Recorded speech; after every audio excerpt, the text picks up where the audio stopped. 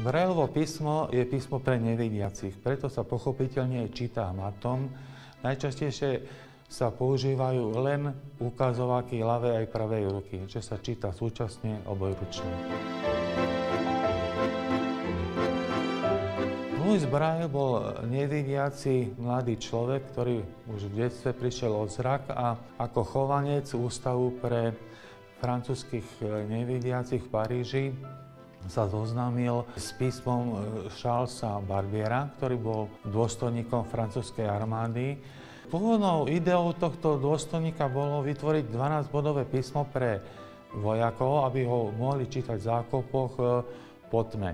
Louis Braille sa nechal inšpirovať týmto písmom Charlesa Barbiera a vytvoril absolútne unikátny 6-bodový systém, ktorý sa stvára z reliefných bodov. Tieto body sa môžu použiť maximálne 5, minimálne 1. Z týchto 6 bodov je možno vytvoriť 64 možných konfigurácií, takže naozaj je dostatočný priestor pre každý jeden národný jazyk, aby si svoje osobitné znaky prispôsobil danej konfigurácii.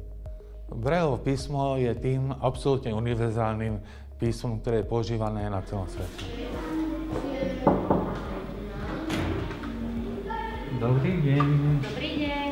Motivovať deti, aby sa Braillovo písmo učili, je niekedy dosť komplikované. Nevidiace deti, ktoré v živote nič iné nepoznali, samozrejme pristupujú k Braillovému písmu ako k písmu absolútne bežnému. O mnoho horšie je to deti, ktoré sú slabozraké, ešte vidia, používajú normálne latinku, ale majú progresívnu očnú chybu. To znamená, že skôr či neskôr ten zrak sa bude oslabovať až do úplnej straty. A takéto deti motivovať, aby sa Braillovo písmo učili, je veľmi náročné, pretože je to otázka citlivosti, že sa deti bránia s tým povedomím, že nechcú stratiť zrak. Menšie deti aj motivujeme takým spôsobom, že to je tajné písmo, že môžu si tajne dopisovať, že nikto nedokáže prečítať, čo si píšu, že sa môžu hrať na špiónu. Deti sa ponáhľali do školy, čo si krásne voňalo.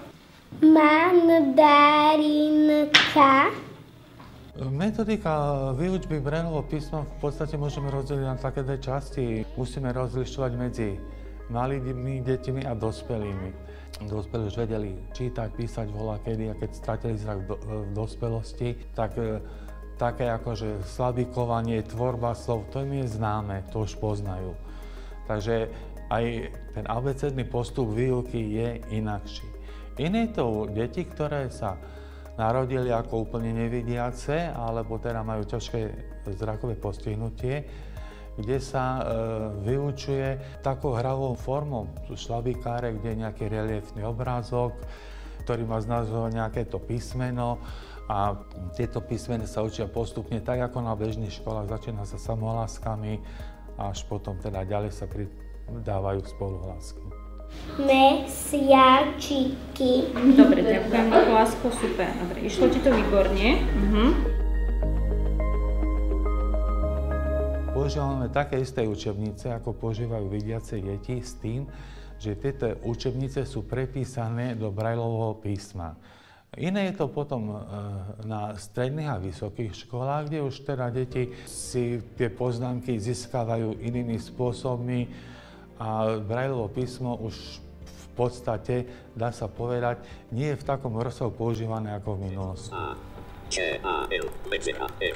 Z internetu sa dajú stiahovať knihy v digitálnej forme, v takých všakých možných formátoch, že sa dajú počúvať cez mobily, počítače.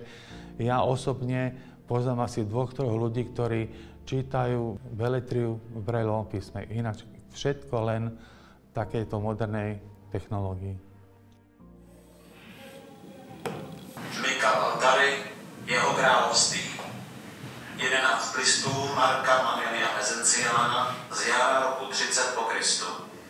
S deťmi pracujem veľmi rád, s deťmi si veľmi dobre rozumiem a v podstate je to asi aj tak, že Deti ma berú ako, že patrí medzi nich. Oni sú nevidiaci, ja nevidím a máme si povedať mnohokrát aj o iných veciach, ako je práve len a len to preberané učivo. Takže po tejto stránke si s deťmi ja veľmi dobre rozumiem a stále ma to baví.